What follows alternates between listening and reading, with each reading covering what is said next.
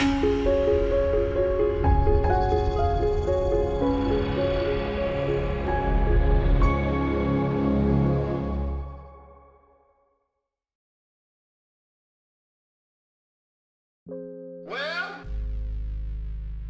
let's get started. Got a lot to talk about today.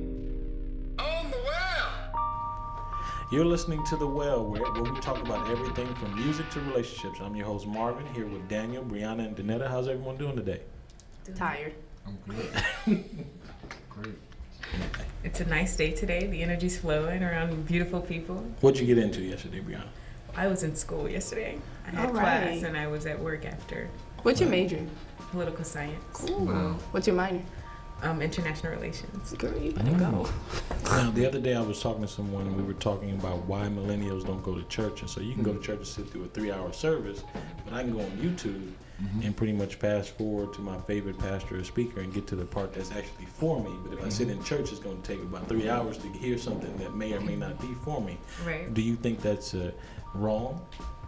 Well, what we need to understand is that church is not just church, right? Part of church is like, you know, it's the faith part, right? Like you're showing God, like, how much do you trust me? You know, how much do you trust him? And so, you know, when you go to church and when you tithe and when you do those things, it's all the process. It's all part of your relationship with God. And I tell people that all the time. Like, well, it's like, well, I don't like church. But I'm like, well, you know, when you're in church, you're around other people who have faith. And so being around other people who have, you know, a certain faith, that builds your faith. And so millennials don't understand that. They see it as church on a, you know, on a surface level, but church is, you know, much deeper. It has more parts than that. It has more components. Does that make sense? It is a struggle sometimes, to come to church consistently every Sunday. But I personally feel like if I'm not in church consistently or giving God some personal time, I feel like I'm spiritually anemic.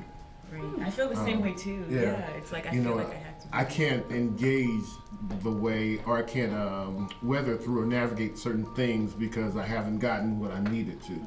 Right. Marijuana is legal, and I'd probably say about 70% of the church, people in the church may use marijuana. Is that an issue to you? I mean, I don't do it. I got asthma, so you ain't finna catch me. It be my luck. I take one puff and I'm out of here. Like, I'll be like, nope, you gotta go. My issue with marijuana being legal is that so many people have been locked up before it became legal. So if you're gonna make it legal now, you need to let those cases go and let them people out. That's my personal issue with it. Like, you can make it legal now because you guys can profit from it. But yeah, all the homies are in jail because they were selling on the corner. As long as you ain't literally smoking in the church, it's all good. Like, you know. Well, some millennials nowadays use it as just something they can't live without. They can't wake up without doing it. They can't go to bed without doing it. They can't eat without doing it. It's become like something like almost taking aspirin. But I think naturally when you have God in your life, like, you won't want to do those things. Like, honestly, I mean, I'm not saying you're perfect because, you know, we're not perfect because we know God, but like, as you continue to, like, you know, cultivate this relationship with God and you keep going to church and you keep being around people who have this strong faith, and you're like, wow, it's like, you know, I love God. Like, I don't really want to do these things I used to do anymore. It's like, it's just natural. So I have a 2-part question for you. Is smoking marijuana a sin? Yes, it's a sin, just like many other Ain't things. it a natural herb or something? Ain't it from the ground? It is natural. I mean, did God put it there? So saying that it's a sin, now, you know, some people for true medical purposes, like cancer and other things, people need it. It is used as it's remedy. Yeah. So is it a sin also for them? Well, they're taking it for a health purpose, but when you're taking it to not be in your natural state for the purpose of being high, you know, yes, it is a sin. God is the only one that judges us, amen? Right, correct. And so are we the ones to say, hey, that's a sin, you can go to hell for that, or we just sit back and kind of say, hey, let God deal with that? Yeah, you just mind your business. Like I said, I know a lot of people who smoke, but I stand my ground and they know, like, that's not something Danetta do. I ain't finna sit here and judge him for smoking because I have my issues. Like, I'm not perfect. I disagree though. I think we need to point people to the direction of God. Like, if I see my brother or my sister doing something every day that I know is possibly killing them and that's draining them and making them, you know, it's like, that's hurting you. And I'm not gonna just sit back and watch it. I'm not gonna judge you, but I'm gonna, like, listen, you need to get your act together. If I was doing something that wasn't right, I would want one of you guys to check me and be like, Bree, like, you get your stuff together. But like, you don't judge people. I believe that we should be as transparent as we possibly could, especially since if we want to use the analogy of the church as a hospital. Like, why come to church and you gotta hide everything? Like, I can't be myself. I mean, for one, God already knows what you're doing. especially when we see it being impacting somebody negatively. Right, it's kind of like with a friendship, right? Like if you know Yeah. you're doing something that it offends someone and you Right. continue to do it, it's like, okay, so don't, you say you love me, but like you're doing this thing that you know I don't like. Shit. Okay, so is it better if you don't smoke, you come to church every Sunday, but you're evil?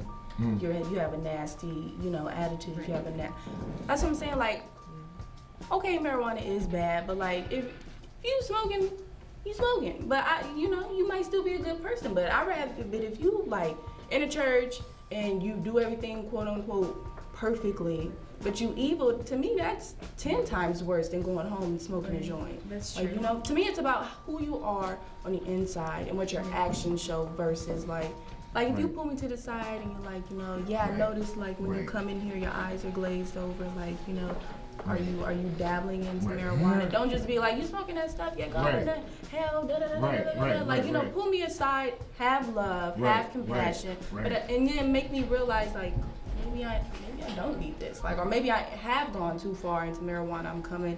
I'm always looking glazed over. Maybe I should check how many times I'm doing this, or et cetera, et cetera. So approach is a big. Your approach is everything. Right. And when you have a conversation with two conflicting opinions, it's important that both parties are able to agree to disagree. That's true. And then be able to know that both folks are coming from a place of love. And so kind of coming back to the subject of millennials and why they aren't coming to church. And then one thing we deal with nowadays too in church is the dress up and the dress down. Do you think that I need to wear a suit and a tie or a full complete dress to come to church and worship God? Or can I just come in my jeans and a t-shirt? Yes, and if we want millennials to be in the church, we have to emphasize We gotta be open.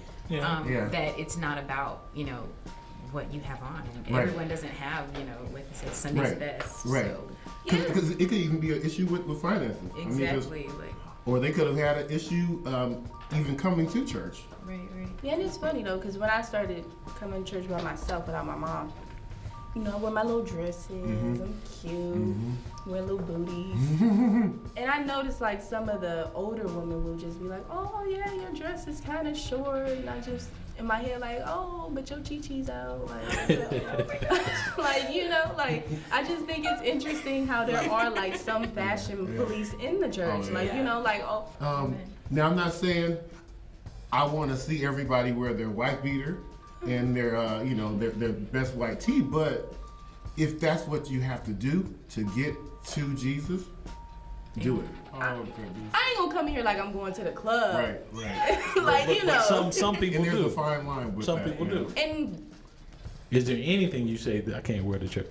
It's probably like the least of the issues, especially Yeah. like considering all the things that are really going on in the church and like the lack of the people that actually hear. Like us worrying about what people have on, okay, that's the So last irrelevant. thing. Yeah, Like we need to get someone people, knows. we Yeah. need to be filling the the pews. Yeah, like, exactly. I'm not really caring about whether she has a sundress on or not. I'm caring about is she really worshiping God in spirit and truth.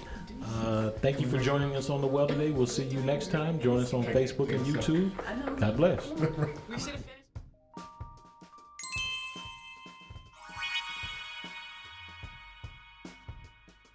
Looking for more West State TV original content?